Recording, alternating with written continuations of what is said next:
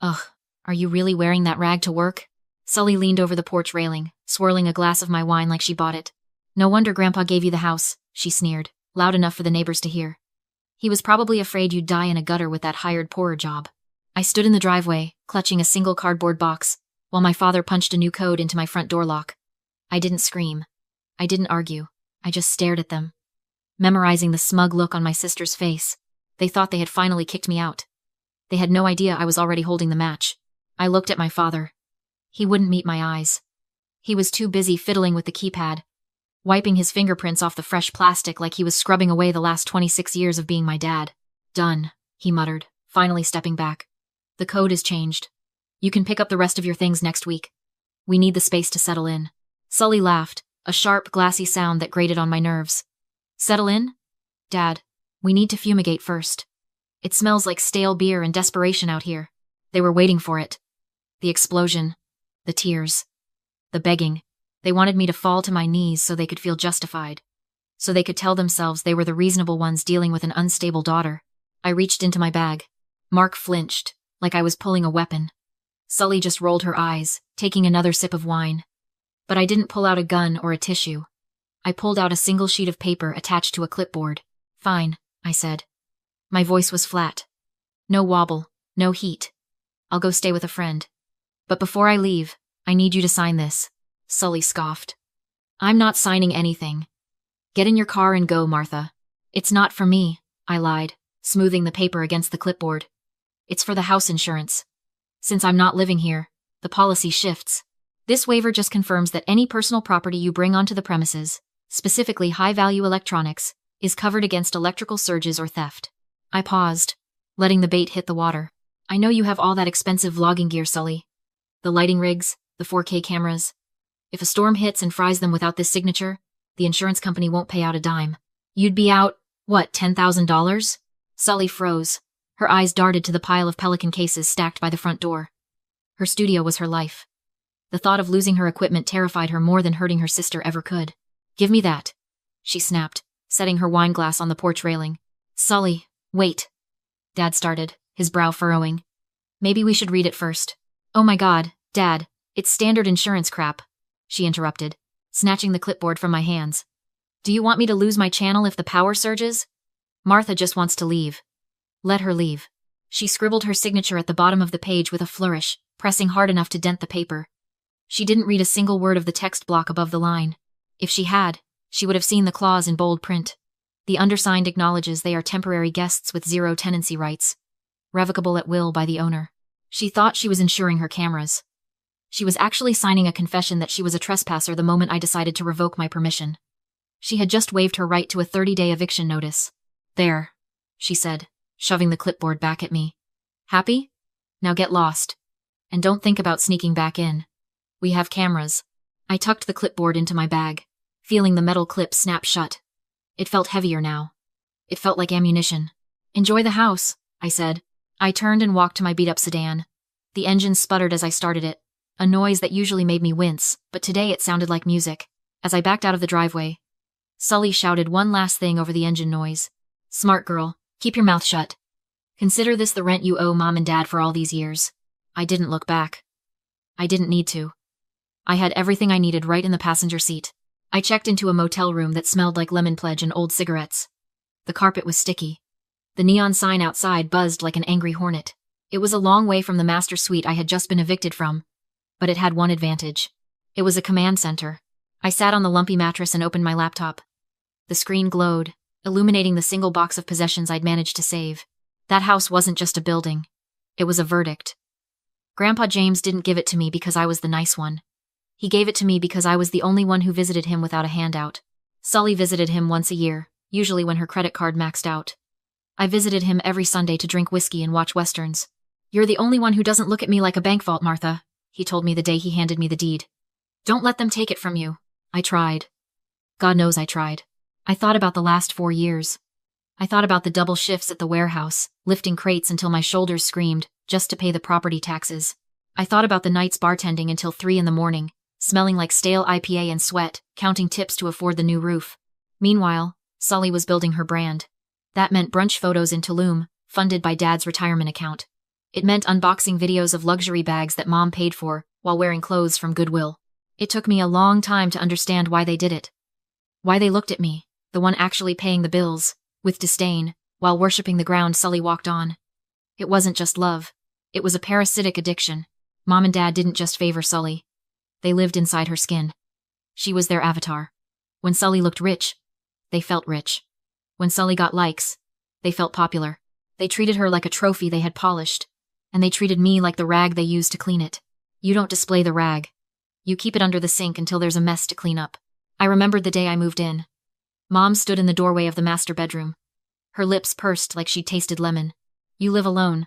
Why the hell do you need 3 bedrooms? Planning to open a refugee camp for stray cats? She couldn't stand it. The idea that the utility child had something the trophy child didn't was a glitch in her matrix. It offended her sense of order. They broke me down that day. They made me feel small, selfish, and unworthy of the space I occupied. They thought they had put me back in my box. The quiet, compliant worker bee, who would fade into the background. I looked at the screen in front of me. The smart home dashboard loaded, displaying a live feed of the living room I wasn't allowed to enter. Sully was already rearranging the furniture. Dad was drinking a beer on my coaster. They thought the house was theirs now. They thought the victory was total. I tapped the admin settings tab. They forgot that the worker bee is the one who knows how the hive is built. And more importantly, they forgot who holds the kill switch. I wasn't the daughter they could guilt trip anymore. I was the landlord. And rent was due. The notification lit up my phone screen like a warning flare. Sully Star is live. Huge life update. House tour and Reno plans. I sat on the edge of the motel bed, holding a cup of lukewarm coffee, and tapped the screen. The video feed loaded. Sully was standing in the middle of my living room. She had set up her ring light in front of the fireplace, the one I had restored by hand, scrubbing soot off the brick for 3 weekends straight. "Hey guys," she chirped, doing that fake little wave she reserved for her camera. "So, big news. We finally moved into the new place. I know, it needs work. It's giving dungeon chic right now." She spun the camera around. My furniture, my art, my life, it was all just a backdrop for her content. "We're basically going to gut this whole floor," she continued, walking toward the hallway. "Tear down this wall. Open up the space. It's suffocating in here. And wait until you see the master bedroom. It's tragic." She kicked open the door to my room. My stomach turned over. It wasn't just an invasion of privacy. It was a violation. She walked over to my closet and pulled out a flannel shirt. "Look at this," she laughed, holding it up to the lens like it was a diseased animal. "Who even wears this? It smells like sawdust and poverty. But don't worry. We're doing a massive purge today. Out with the old, in with the fabulous." I hit the record button on my screen. Every word she said, every insult, every threat to gut the property, it was all going into the folder. A moment later, a text message came through. It was a photo. 5 black garbage bags sat on the curb at the end of the driveway. My clothes. My books. The things I hadn't been able to pack in the 3 minutes I had to evacuate. "I told Kyle to throw your cardboard boxes in the garage," her message read. "That room has the best view. I need it for my live stream." She followed it up with a second text. "Actually, changed my mind. Whatever is on the curb is trash. Come get it before the truck comes tomorrow, or don't. I don't care." My thumbs hovered over the keyboard. I wanted to tell her that shirt cost more than her entire outfit. I wanted to tell her that dungeon chic was actually mid-century modern original brickwork, but anger is a waste of energy. Strategy is an investment. I needed one more thing. The waiver she signed proved she was a guest. Now I needed proof of intent. I needed her to admit, in writing, that she wasn't just looking for a place to sleep. She was looking to liquidate. I typed a response, keeping my tone submissive. "Beaten. Okay. I'll come by tonight. I just need to know for my mail forwarding, are you guys planning to stay long term? Or is this just for a few months?" I watched the 3 little dots bounce on the screen. She was typing, stopping, typing again. She was probably laughing at me, thinking I was worried about my junk mail while she lived in my house. The reply popped up. "Long term? Honey, we're selling it as soon as the market peaks. Dad already found a broker. We're cashing out and moving to LA. This place is just a stepping stone." I stared at the message.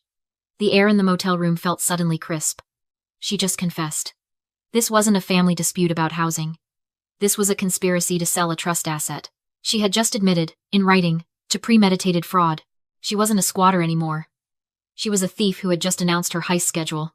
I took a screenshot. Then I backed it up to the cloud. Then I emailed it to myself.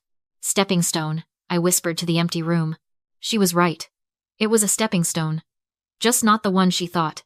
She had just stepped right off a cliff, and she didn't even know she was falling yet. The weather app on my phone flashed a bright red warning. 98 degrees. Excessive heat advisory. Outside. The asphalt of the motel parking lot was shimmering. Inside my old house, the central air conditioning was probably humming along at a crisp 68 degrees, keeping Sully cool while she planned her next demolition project. I opened the smart home app on my laptop. A gray icon greeted me. Device offline.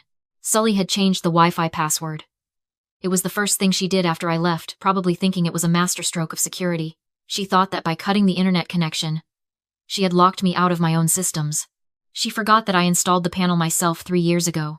She forgot that I paid extra for the cellular backup plan specifically, so the security system would work during a power outage or internet cut.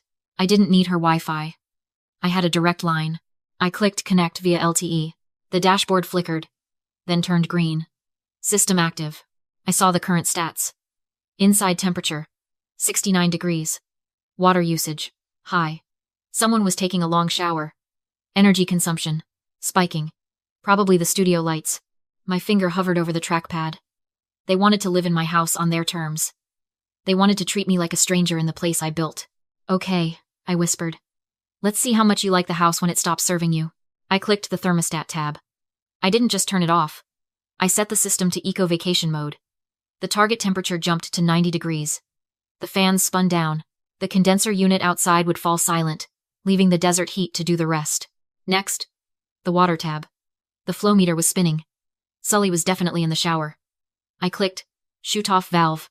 Close. Somewhere, 3 miles away, a solenoid slammed shut. The water pressure would die instantly. No rinse. No relief.